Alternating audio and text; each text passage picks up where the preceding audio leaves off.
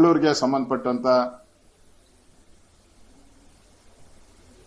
ಏನು ಈ ಸರ್ಕಾರ ಇಡೀ ರಾಜ್ಯದಲ್ಲಿ ಕಾನೂನು ಸುವ್ಯವಸ್ಥೆ ಹಾಳಾಗಿ ಆಗಲೇ 2 ವರ್ಷ ಆಗೋಗಿದೆ. ಈಗೇನೋ ಟಾಸ್ಕ್ ಫೋರ್ಸ್ ಮಾಡ್ತಾ ಇದ್ದಾರೆ. ಅದಕ್ಕೆ ಒಂದು ಟಾಸ್ಕ್ ಫೋರ್ಸ್ ಅನ್ನು ಮಾಡಿ ಹಿಂದೂಗಳನ್ನು ಮಟ್ಟ ಹಾಕಕ್ಕೆ ಮಾಡ್ತಾ ಇರೋ ಟಾಸ್ಕ್ ಫೋರ್ಸ್ ಅಷ್ಟೇ ಇದೆ. ಈಗಾಗಲೇ ಶುರು ಮಾಡಿದ್ದಾರೆ. ಕಲ್ಲಡ್ಕ ಪ್ರಭಾಕರ್ ಭಟ್ರ ಬಗ್ಗೆ ಅವ್ರ ಮೇಲೆ ಕೇಸ್ ಹಾಕ್ತಾ ಇದ್ದಾರೆ. ಹಿಂದೂ ಕಾರ್ಯಕರ್ತರು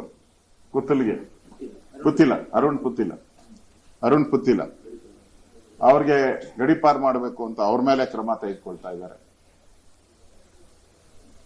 ಬೇರೆ ಬೇರೆ ಹಿಂದೂ ಕಾರ್ಯಕರ್ತರನ್ನ ಹುಡುಕಿ ಕೇಸ್ ಹಾಕುವಂಥದ್ದು. ಅಂದ್ರೆ ಮುಸ್ಲಿಮರನ್ನ ಓಲೈಕೆ ಮಾಡಬೇಕು ಅನ್ನೋದು ಒಂದೇ ಒಂದು ಕಾರಣಕ್ಕೋಸ್ಕರ ಈ ಒಂದು ಟಾಸ್ಕ್ ಫೋರ್ಸ್ ಅನ್ನು ಮಾಡಿದ್ದಾರೆ ಅವರು. ಇದರಿಂದ ಇನ್ನಷ್ಟು ಗಲಭೆಗಳು ಜಾಸ್ತಿ ಆಗ್ತೈತೆ ಹೊರತು ನೀವು ಕಾಂಗ್ರೆಸ್ ಅವರು ಕೋಮುವಾದಿ ಮುಸ್ಲಿಮರಿಗೆ ಬೆಂಬಲ ಮಾಡಕ್ ಹೊರಟ್ರೆ ಇದು ಇನ್ನ ಇಲ್ಲಿಗೇನಿಲ್ಲಲ್ಲ, ಇನ್ನ ದೊಡ್ಡ ಮಟ್ಟದಲ್ಲಿ ಗಲಾಟೆಗೆ ಕಾಂಗ್ರೆಸ್ ಸರ್ಕಾರನೇ ಪ್ರೇರಣೆ ಆಗ್ತದೆ. ಕಾಂಗ್ರೆಸ್ ಸರ್ಕಾರ ಚುನಾವಣೆನೇ ಕಾರಣ ಆಗ್ತದೆ.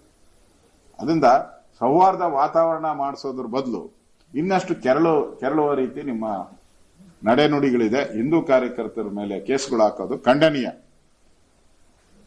ಈ ತರ ನೀವು ಮಾಡಿದ್ರೆ ಬಹಳ ದಿನ ಇರಲ್ಲ. ನೀವು ಆಲ್ರೆಡಿ ಅರ್ಧ ಆಯುಷ್ ಮುಗ್ದೋಗಿದೆ ನಿಮ್ಗೆ.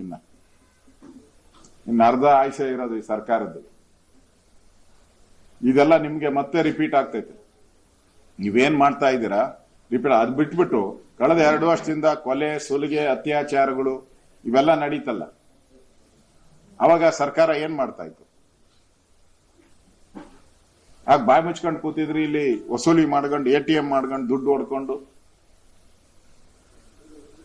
ಹಗರಣಗಳ ಮೇಲೆ ಹಗರಣಗಳು ಮಾಡ್ಕೊಂಡು ಕೂತಿದ್ರಿ.